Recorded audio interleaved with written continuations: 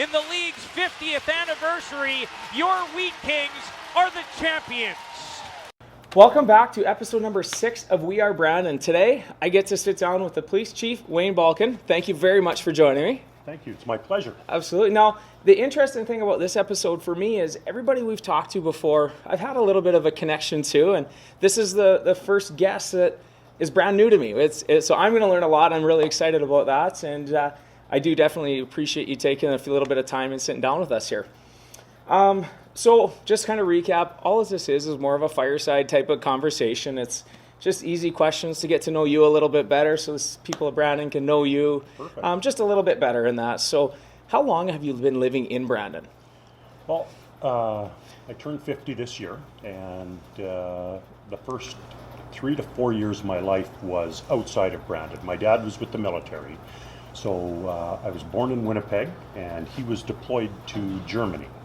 And my mother and I and my brother stayed in Winnipeg until I was 6 weeks old, and then we traveled to Germany and lived there for the first 3 years of my life, and then came back to Shiloh where he was assigned. Yeah. And then we ended up buying a house in Brandon when I was 4, and so all of my schooling and developmental years have been in Brandon. Okay, perfect. So what, growing up in Brandon, what's been your favorite part about living in the city? You know, for me, Brandon is a city, but a large town. And I say that because people are so familiar with one another.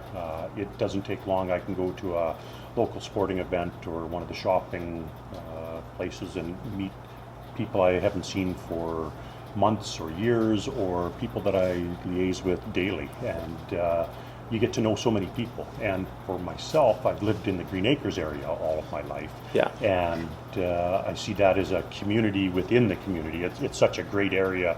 When I was growing up, I know neighbors watched over me as a kid. Well, we had our younger kids there. We watched over our kids and the neighborhood kids, and now I can see that happening again with the next generation. So it's a very tight community, not just where I live, but the city as a whole.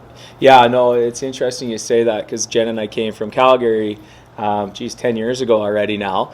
And that was the biggest thing I saw coming back is it's a small enough community, you know most of the people, but it's big enough you still have a bit of your own privacy and can do your own thing in that. So it's great that way. But growing up and stuff, did you always kind of, it's a two-part question, dream of being a police officer, and how long have you been a police officer for, been involved with the police in that for? Okay. Policing, I have been involved since 1990. That's when I got hired here. So this is my 28th year in policing. And has it always been a dream? I think growing up, I can remember back into junior high and high school thinking that, yes, I wanted to be a police officer. And a lot of this was because my mother worked for the RCMP as a civilian member for 30 plus years. And my dad being with the military, but I have uncles and aunts and cousins that are in both the RCMP, Winnipeg Police, Edmonton Police. So I had a very big grounding with the policing. And that kind of drove me to get into policing, and I ended up going to Lethbridge, went to Lethbridge Community College and graduated from there in their law enforcement program, and then applied here and was fortunate enough to get hired in my hometown. That's pretty cool, yeah. So it's good. You got a long history of policing and that's pretty interesting. Every day you wake up, what kind of drives you to make you your best self or make you a little bit better each day? You know, I think it's the fact that in this position, I took it on as a leadership role and to serve this community. Yeah.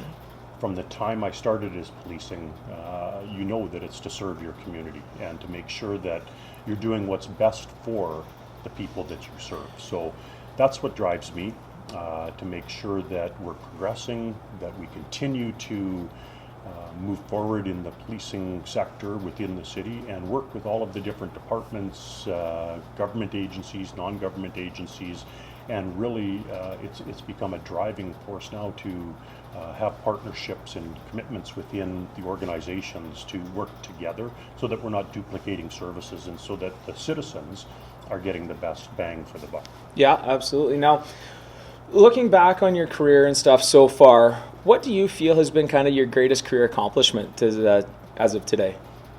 Well, obviously have to say becoming the chief. That has been overwhelming for me. I'm honored to be able to serve as chief and to work with such a great staff of people that I get to work with day in and day out.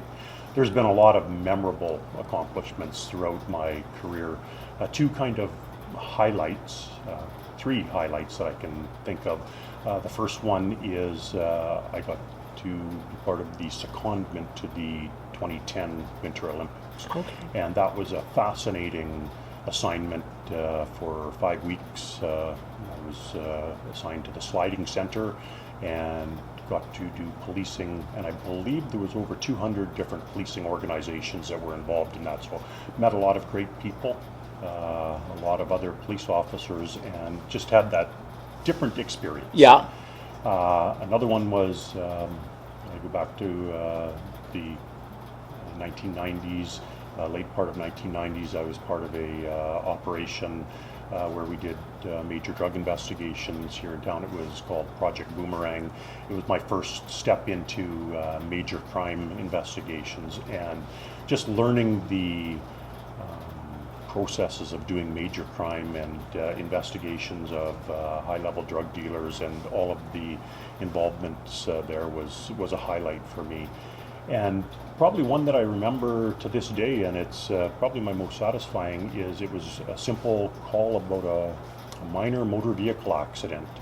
And again, I believe this was either late 90s or early 2000s. And I got dispatched to the office for a accident. I spoke to the gentleman. I can still remember him being there. It wasn't as I said, it wasn't a major accident, no injuries, just they had to report it at the time. And just noticing that he was very nervous, sweating, getting anxious, and he started to have some labored breathing, and I said, there's something not right here, sir. I need to bring you to the hospital. And he was reluctant to go. He said, no, I'll just go home. I'll just have a sleep. So I basically brought him into my car and made a very quick trip to the hospital and called it in. He was having a massive heart attack at the time. So I think the actions that I took that day and recognizing it benefited him. And he's still in the community today, and I see him, and we acknowledge our friendship and what has developed because of that. That's pretty cool. That's got to be one of the highlights of getting into this type of a role is having that positive impact in that. So since becoming the chief of police and that, has there been any one type of thing that's really stood out as a highlight since taking this role on in that? For me, it has to be my first budget year. Yeah. That's something as a department head for departments is we're responsible for our budgets, and it's quite a lengthy process. We start our budgeting process right about this time of the year. So here we are in March, and we've sent out our request to all of our staff to look at budgeting for 2019 and 2020. So we're planning not only a year in advance, but 2 years in advance, and trying to project and determine what our needs will be, both staffing, equipment, and trying to predict that and put it together, bring it before council. Now obviously the police service and protective services in general take up a big percentage of the city budget, so we're very mindful of that and trying to do the best we can with the dollars that we're given, making sure that they stretch a little bit further than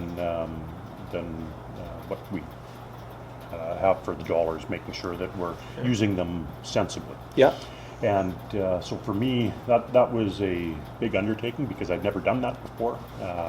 Huge learning curve, but very successful. Council accepted our police board, first of all, accepted our proposal and moved it forward to council, and council accepted it as well. So for me, in this position, that has been one of the biggest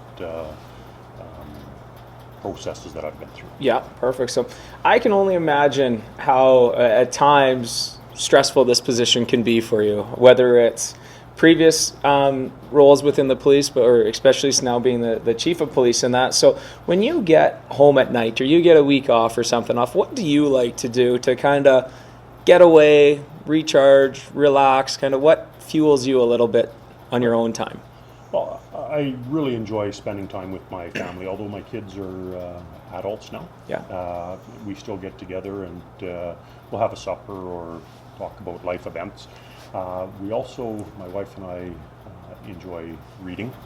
Both of us like to dig into books and read a lot. But if I have more than just an evening, if I have a weekend or a week, you'll find me camping somewhere or fishing. Something I've really enjoyed over the years, and it's an area where it's just yourself and being able to have some silence and quietness. And up at our place, we have a place up in the Duck Mountains. There's not a lot of cell service there, so it's not the phone constantly ringing and texts and everything else. So I just enjoy the quality time to be outdoors. Yeah, absolutely. Now, the one kind of staple question we ask at the end of every episode is, Jen and I always try and give our kids the lessons to take forward in that. And looking back on everything now, if there was one lesson you could give to the youth of today, what would you tell them? That's an interesting question, Ryan. I would say that don't ever give up on your dreams. This was something that I had envisioned doing, not being the chief, but just becoming a police officer. And it takes a lot of work. Put your nose to the grindstone and go after what you want. Today's youth have so much opportunity. It's such a global experience now.